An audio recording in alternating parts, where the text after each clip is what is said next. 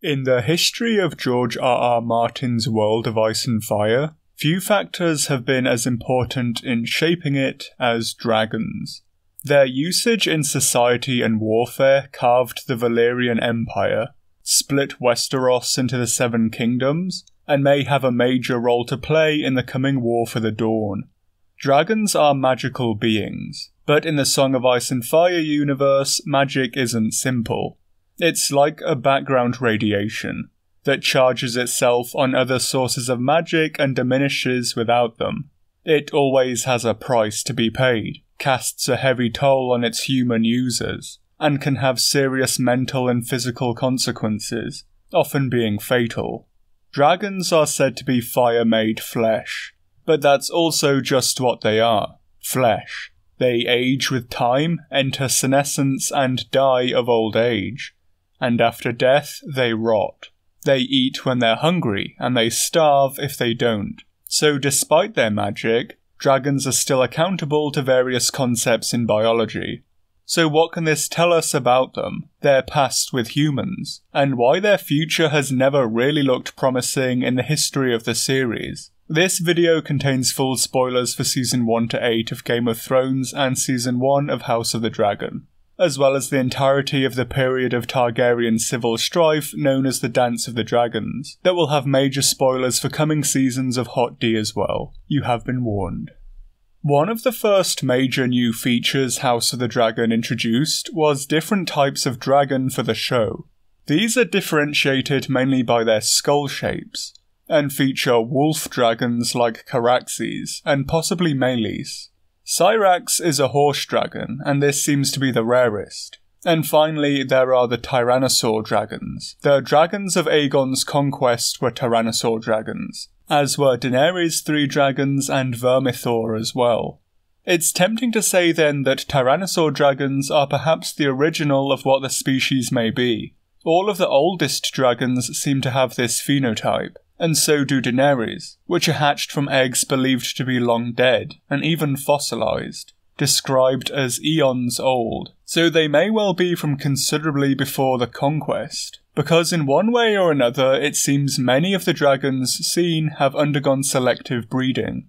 The fact the dragons can all interbreed with fertile offspring despite such vast physical differences, as well as the fact that most of the Hot D dragons seem descended from the conquest dragons, shows that they're probably all the same species, and the incredible range of colour is also further evidence of selective breeding. It's not hugely likely that massive top-order predators had such garish colour schemes. And again, most of the older dragons are coloured in muted natural colours like browns, blacks and greens. This level of phenotypic variation is what we see a lot of the time in animals bred for aesthetics, like dog breeds, but also various fancy breeds of reptile like leopard geckos and some pythons. There are fancy variations of just about every domestic animal, cats, doves, rats, and even chickens. And this may be one of the chief reasons the Valyrians initially bred their dragons, for beauty and splendour. The Valyrians were an ostentatious and haughty people. They had a giant shimmering city that was the largest in the world, and they owned half of said world anyway. They turned an entire island into a pleasure resort, and their descendants are similarly extra. The Targaryens decided to colonize an entire new continent, and we often see them decked out in extreme armor and lavish gowns. In the show, the Valyrians have a giant trophy room of their assorted conquests, so it's pretty in character for a lot of them that they'd turn their flying nuclear dinosaurs into flamboyant trophy pets for no other reason than just showing off, and because they thought the wild species was a little bland. Some dragons may also be partially bred for assorted tasks too, and one of these may well be combat. Any dragon can lay waste to a human army relatively easily, but in feuds between dragon lords, certain types may be preferentially bred for combat. Through the Targaryen history, Tyrannosaur dragons are successfully used to kill others of their own kind. So in the case of the Tyrannosaurs, it may be more the case that they're kept as natural as possible as working animals, hence their often more muted colour schemes. Few dragons have a more unique appearance than Caraxes, the bloodworm. In the show, he's incredibly long and slender, with a serpentine neck and bizarre trouser wings like one of those fancy chickens. It's hard to say if Caraxes was bred in such a way for aesthetics or a purpose, but it could be that he's so long and slim specifically to storm mines and fortresses. Upon seeing the seat of the Westerlands, Casterly Rock, Visenya doubted even Balerian's flames would have scratched it. So it seems that some natural and man-made fortresses are beyond even the greatest dragon to burn down. But maybe not if you send them in the openings like a ferret into a rabbit warren to clear it out from the inside. Caraxes is still very large, and in episode 2 we see the crab feeder's men successfully evade him in the caves. But any Valyrian structure was likely huge in comparison, be it a mine or palace, due to their obsession with greatness. And so the bloodworm may well be able to squeeze its way into larger settlements. The trouser wings are even weirder, and reminiscent of certain dinosaurs like Microraptor. In Microraptor, it's believed by some that these wings helped the animal glide from high places in its potentially arboreal lifestyle. We see Caraxes flies with his hind wings in a similar formation to what is believed by some authors to be the most aerodynamic arrangement for such wings. It could be that this is to help compensate for how hard it would be to lift such a long and flexible body, so the hindquarters also get their own source of lift. Another theory is that this represents an atavistic mutation. If dragon evolution is anything similar to birds, then they likely went through a tree-down hypothesis, that flight evolved from arboreal behaviour and gliding. So maybe the hind wings is a dormant gene in most dragons that just happen to be active somehow in Caraxes. But Caraxes isn't just different physically, he's also famously aggressive. Daemon's actor Matt Smith describes him as rabid, and that he's only really calm around Daemon. Daemon himself in the books says that he does so love to burn, and other people in the books note him as especially fearsome. The true proof of this comes with his violent demise. Above the lake known as the God's Eye, Caraxes pulls off a successful dive bomb on the giant dragon Vhagar, slamming into her unawares at incredible force and latching onto her throat. Predictably, Vhagar annihilates him.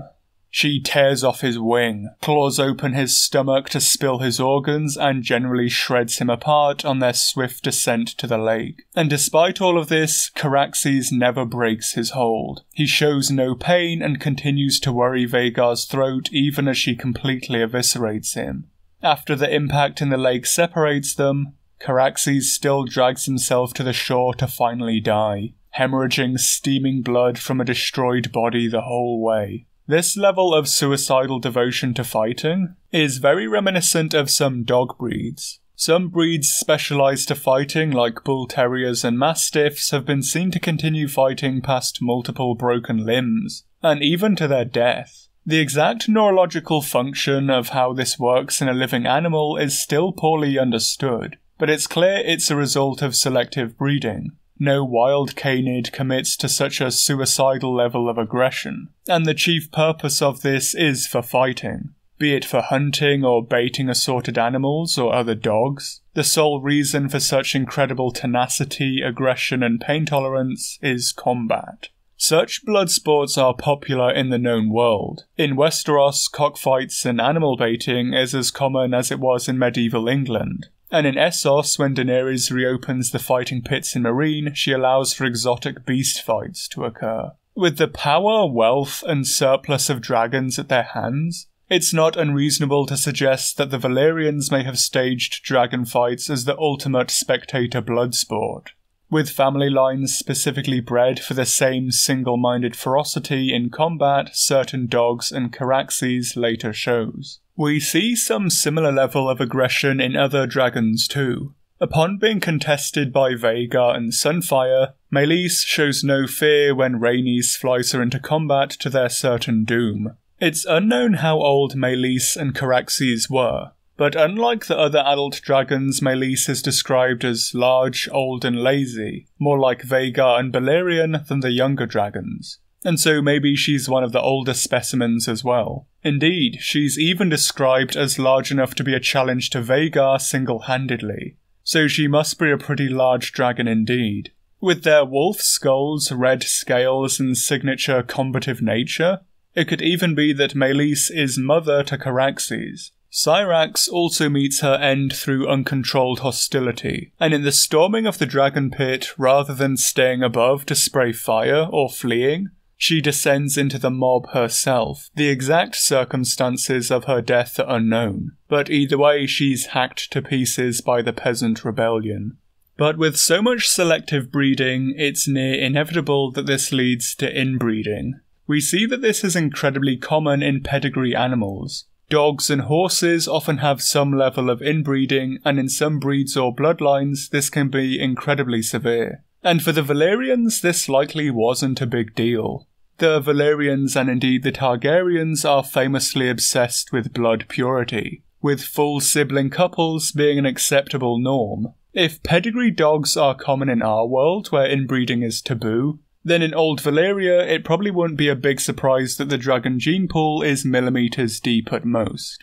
But what are the consequences of this? And are any dragons clearly suffering from inbreeding depression? Well, this does seem to be the case. Caraxes' serpentine form may not be intended at all. Miguel Sapochnik described it as deformed, and the series sound designer Joanna Robinson mentions that he can't roar properly due to a deviated septum, giving it a dolphin-like squeal. Caraxes' incredibly elongated form also fits with some deformities brought on by inbreeding depression. Wolves in Isle Royale were cut off from mainland populations and quickly fell into severe inbreeding depression, with many animals being born with multiple deformities. One of the most common was extra and/or transitional vertebrae, so Caraxes' incredibly long neck and overall body shape may well be a signature congenital deformity from being so inbred.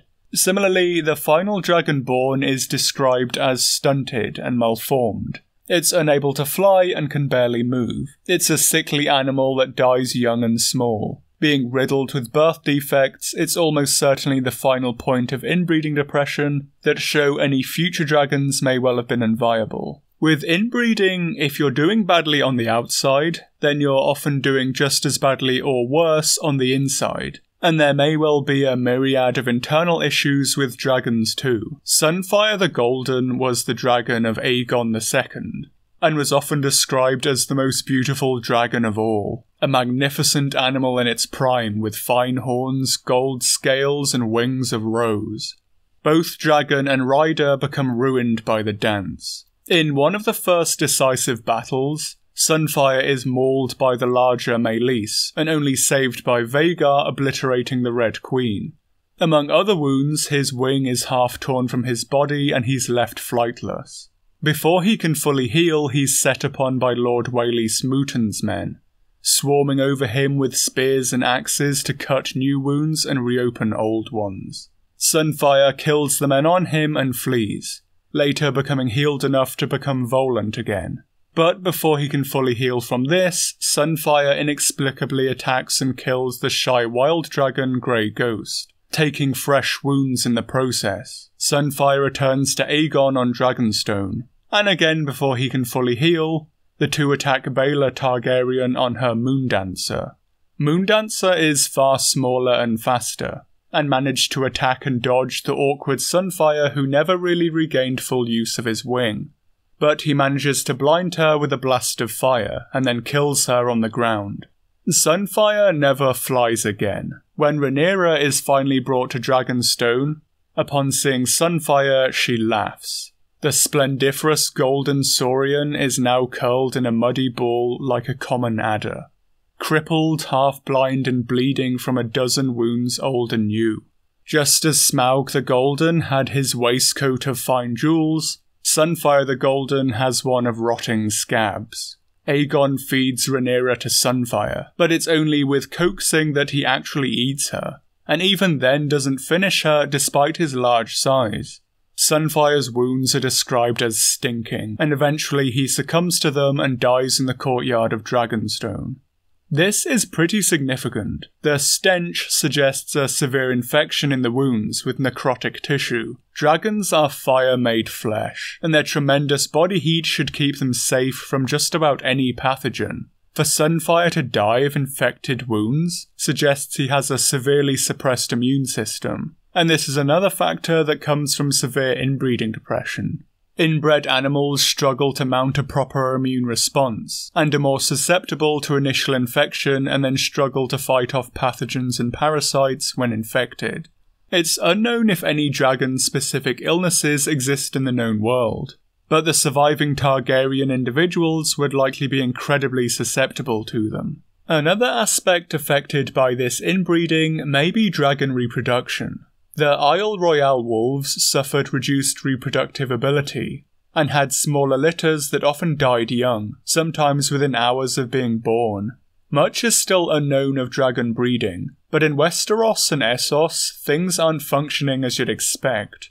A mature dragon is a massive animal, with eggs about the size of a football. It doesn't seem dragons exhibit much parental care, and with their huge body size and small eggs, we'd expect them to be R-selected, in that they have lots of young with little parental investment, like many fish, invertebrates, or sea turtles. Instead, dragons seemingly have very small clutches for an animal of their size. We would expect the Targaryens to be inundated with eggs and hatchlings, but Helena's Dreamfire lays just 3, Syrax the same amount in the show, and the last dragon of Westeros just 5. None hatched. This doesn't seem right at all, and shows that even supposedly healthy dragons may have been severely malfunctioning on the inside. Small clutches that fail to hatch fit well with inbreeding, and suggest that the dragons may well have been doomed from the start. People often describe the Dance of the Dragons as what killed most of them, with just 4 dragons surviving. But really, had they all lived, the fortune of their species may not be any different. They may have just been met with repeated reproductive failure, as the last dragon hatched from the adults alive prior to the dance was a small stunted animal that died young after a failed clutch. And this was occurring before the dance as well. Rhaenyra's dragon hatches broken and dies hours afterwards. So clearly, even with the current set of adults, they were already producing sickly, doomed young. The Westerosi Targaryen dragons are descended from just the 3 individuals from Aegon's conquest, and these 3 may well have already been suffering from inbreeding depression from their Valyrian pedigree. The Dance of the Dragons didn't wipe out the great beasts. It likely just sped up an inevitable conclusion. Not only may dragons be doomed, it's questionable if they were ever really a truly natural species in the duration they're known in the books.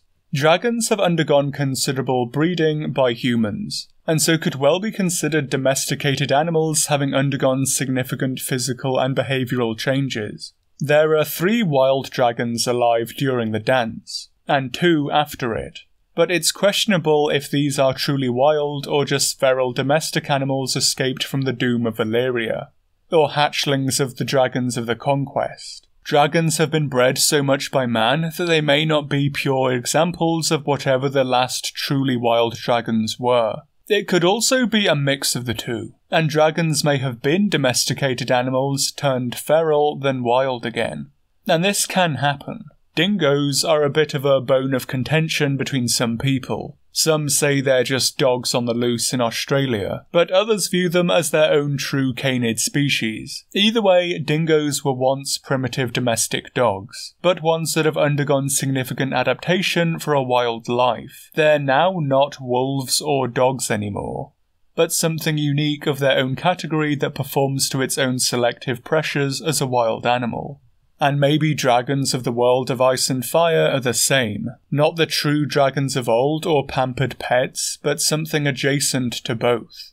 Because as well, it's worth noting the current world of ice and fire seems poorly suited to host dragons. They're huge flying carnivores, but they're only really ever described to eat game and livestock. How many goats and cows did it take to satiate Balerion? And is there actually much else for wild or feral dragons to eat? We see similar situations in some big cats across their geographic ranges. In areas of Asia like portions of India and Pakistan, habitat depletion or leopards living in urban areas may mean that they're pretty dependent on domestic animals brought by man for much of their food. Dogs and goats are their primary prey rather than deer or antelope, and this is the only lifestyle such leopards in these areas know. They're raised by their mothers to live on livestock, and so in a way are technically as dependent on man's influence as any domestic animal. Dragons seem to be in the same ballpark. There doesn't seem to be any natural prey for them to eat, so they're really just carried by man's influence. Without human agriculture to rear sufficient densities of livestock, the dragons may not even be able to persist without man's influence in Westeros at least, wild or not. You don't get a name like Sheepstealer without raiding a few fields. The original and truly wild dragons may well be long gone from the parts of the known world we see in the books, and the revered reptilian carvers of dynasties and empires may well just be glorified inbred feral animals. But that's in the known parts of the world, and in the durations of the books, there are huge swaths of the planet still unknown and unexplored, where truly wild dragons may live without the meddling of silver-haired inbred megalomaniacs. And the word of George R.R. Martin says dragons used to live all over the world in the prehistory of ice and fire. Plus, it could be that there may be still some way for wild or feral dragons to still eke out a semi-natural existence in the more modern world of ice and fire too.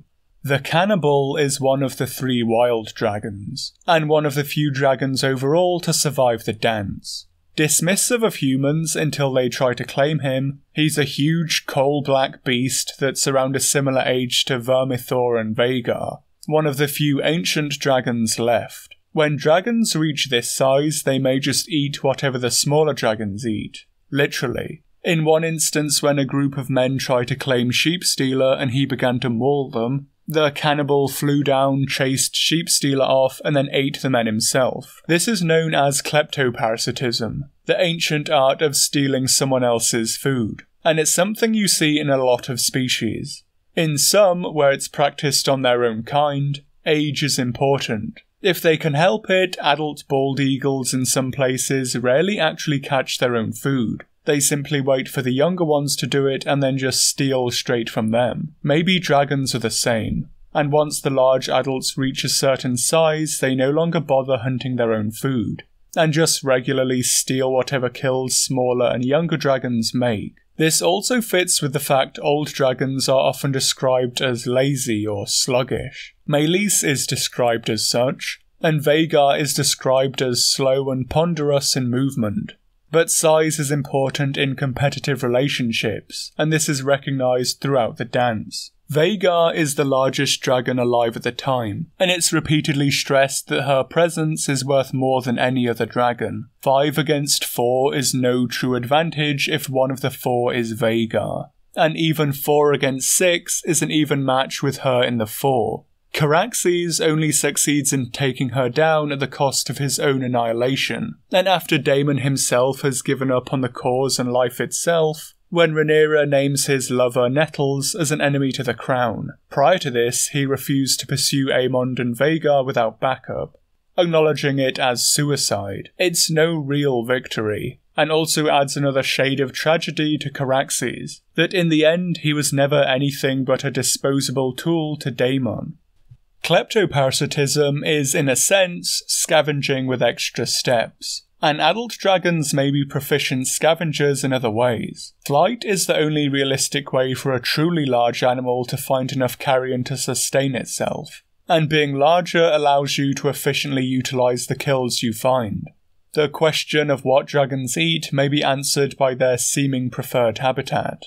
They may not just live on Dragonstone for breeding, but for the ocean's bounty as well. For dragons as large as Vhagar or Balerion, a literal whale or kraken would probably satisfy them quite handily, and they may well be quite numerous. Research shows on average you'll find a whale carcass every 36 kilometers in the ocean, and this is after industrial whaling, the impact of which on whale populations can't be stressed enough. In Westeros, with less advanced whaling and unpolluted oceans, the frequency of such carcasses may be even more abundant. For giant dragons, they may glide up and down the coasts until they come across the carcasses of cetaceans and other marine life to feed on.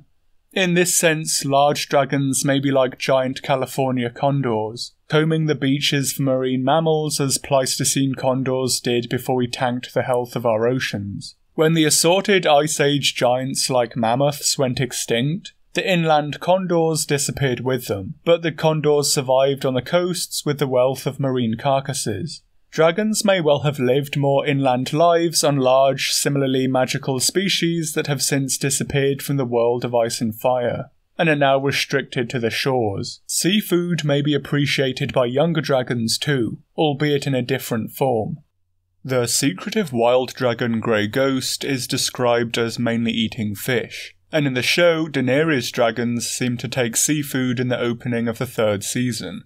Living in the same area but eating different things according to age is known as ontogenetic niche partitioning, and it does fit that dragons do this. We see it in other giant reptilian predators. It's believed tyrannosaurs lived this way, and it's one factor that allowed their family to be so successful. Komodo dragons also exhibit this behaviour, so this may be one thing real-life and fictitious dragons have in common.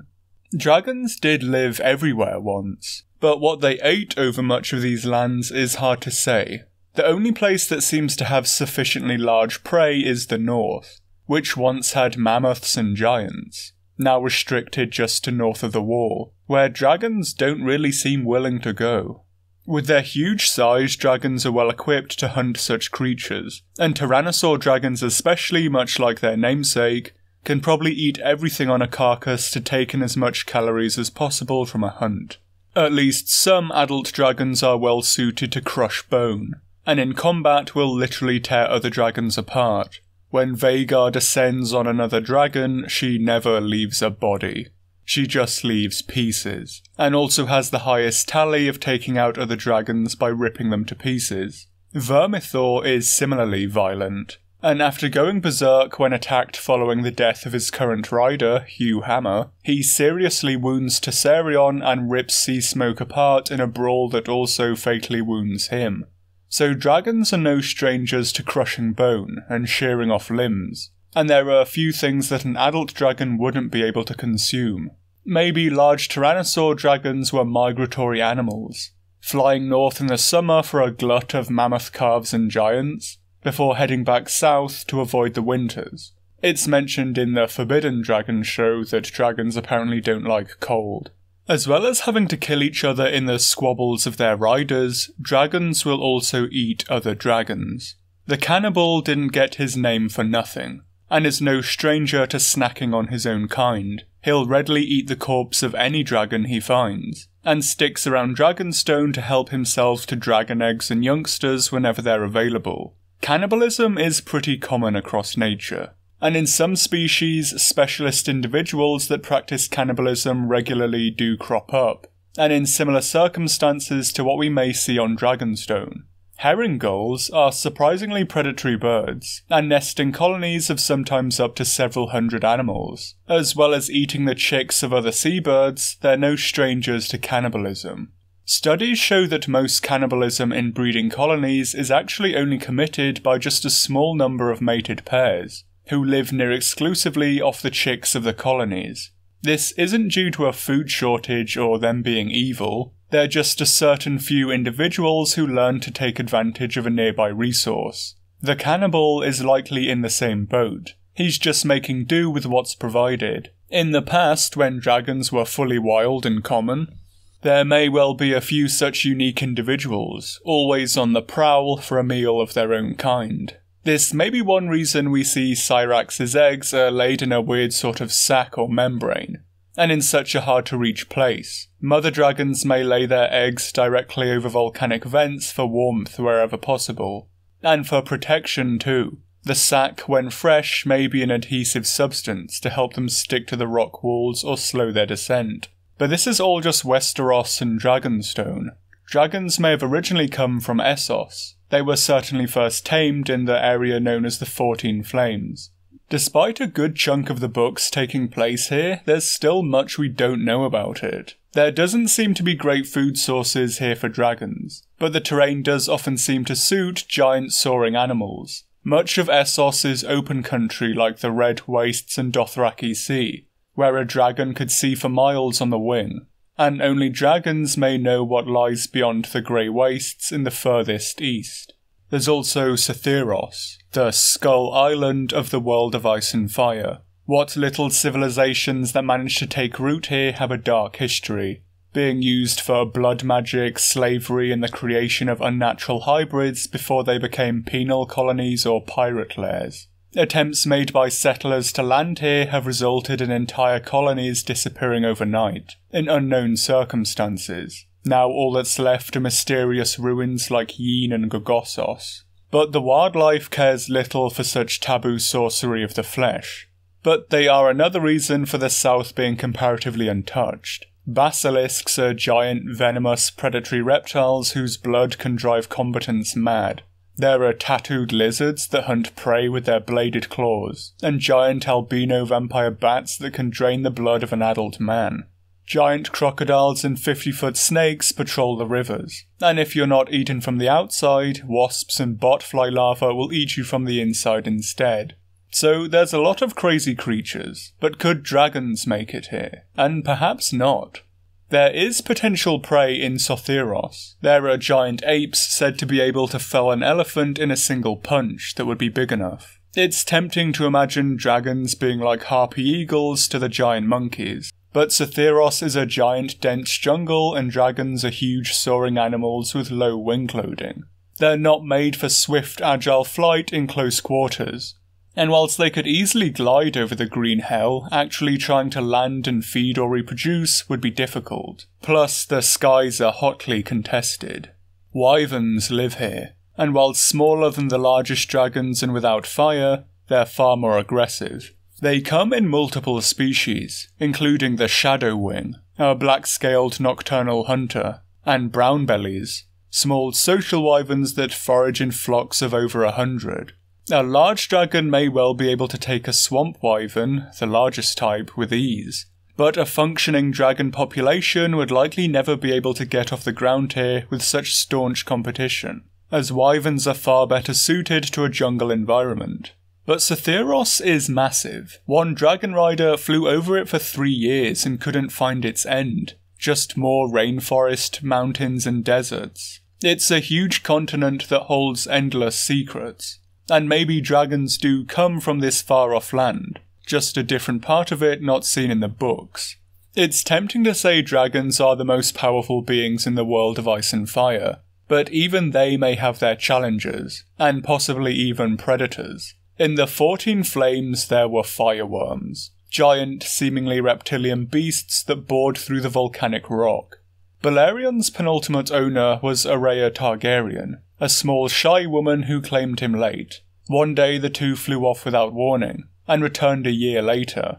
Araya was stick-thin and sickly, and something had managed to maul the largest dragon the world had ever known. Balerion was covered in half-healed wounds, with a 9-foot gash in his side still leaking blood. When the Maester tried to treat Araya, they saw things moving beneath her skin, and she was effectively cooked from the inside. Upon dousing her in an ice bath, worms burst free from her and died in the cold water, some the length of the Maester's arm. He describes them as creatures of heat and fire, not used to the cold, so Araya likely wasn't their target. But Balerion probably was. If fireworms reproduce by implanting offspring in a warm host, and the hotter the better, then they may well have used dragons as their primary host to reproduce. If they could wound the largest of dragon kind, small dragons would have been easy prey, either for adults to consume or bear their young in. In a planet as huge and magical as George R.R. Martin's World of Ice and Fire,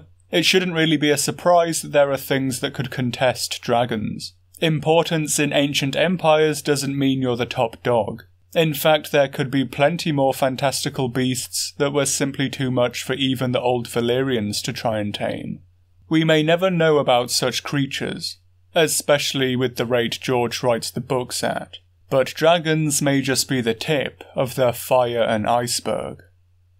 So to give some background, I should hastily add now that I don't think my theories are true. I think that inbreeding dragons to oblivion has some weight, but I also don't think George sat down to plot out ontogenetic niche partitioning in dragons. I also think fireworms potentially predating dragons may be true though. If you've made it this far and are wondering just what tinfoil-lined rabbit hole you've fallen into, this channel takes various fictitious animals and uses real ones to try and explore their ecology and behaviour. and so obviously aren't canon. I've wanted to do a big dragon video for a while, and the quality of House of the Dragon and its reptilian cast finally gave sufficient fuel for me to do so. Overall, I really enjoyed House of the Dragon. Episodes 8 and 10 were honestly as good as Game of Thrones at its best.